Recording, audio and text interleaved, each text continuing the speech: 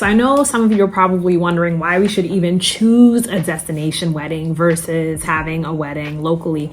And I think it's ultimately up to each person. The choice of where your wedding is located is completely individual.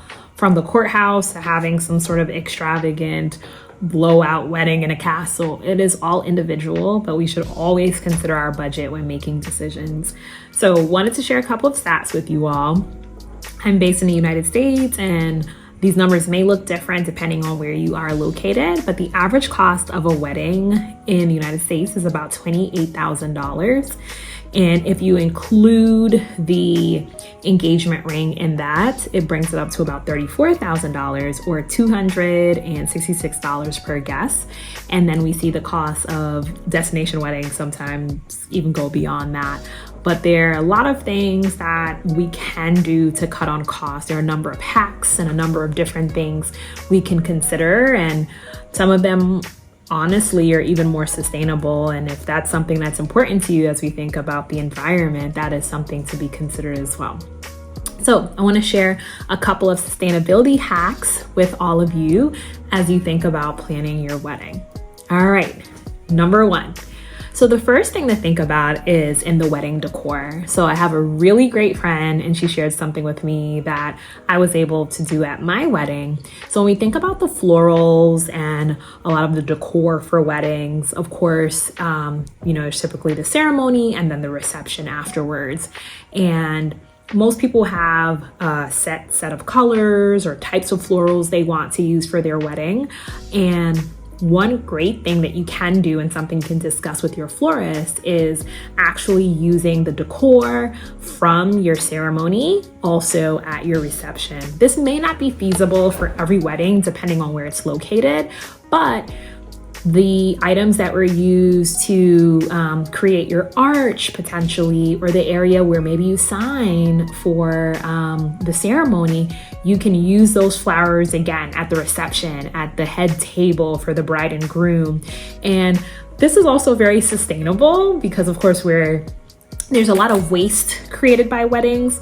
So this is one way to both save money, but also be kinder and gentler on the environment, as there's so much waste that is produced by weddings. So this is something I did at my wedding.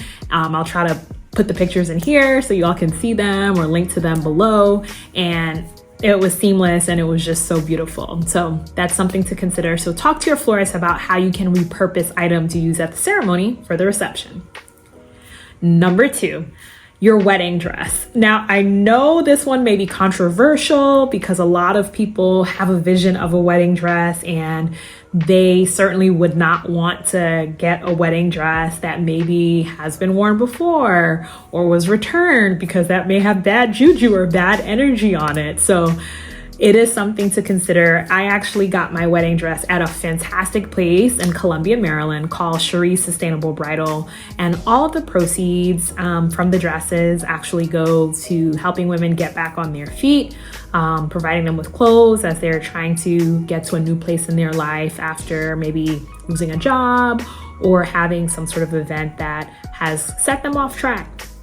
I love the mission of Cherie Sustainable Bridal, and I will definitely link it below. Fabulous place, please check them out.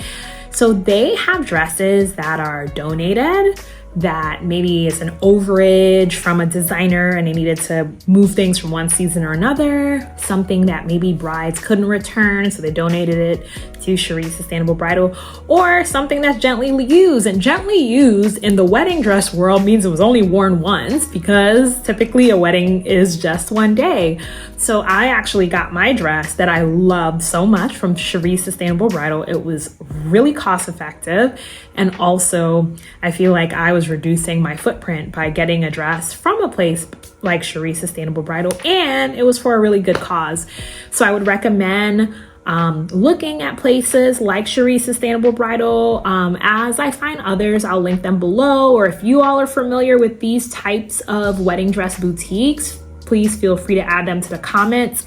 Put your location so other brides have an opportunity to find these. And there are a number of places online where you can find gently used, or dresses that were returned, or people got pregnant and couldn't wear their dress and all of that, because I actually sold my original wedding dress on this because I changed it. That's a whole other story for another video. But Still White is one, Poshmark, of course. There's another one called, I think it's actually called Pre-Owned Dresses.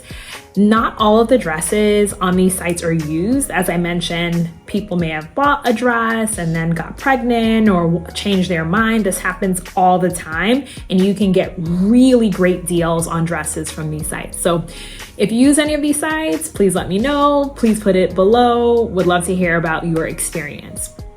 And last but not least, for ways to save money or to be more sustainable with your wedding and reduce your footprint, is going digital. So I know we all love beautiful cards and beautiful table settings and boards and all these things that we use for weddings, but it's using a lot of paper. And I know, especially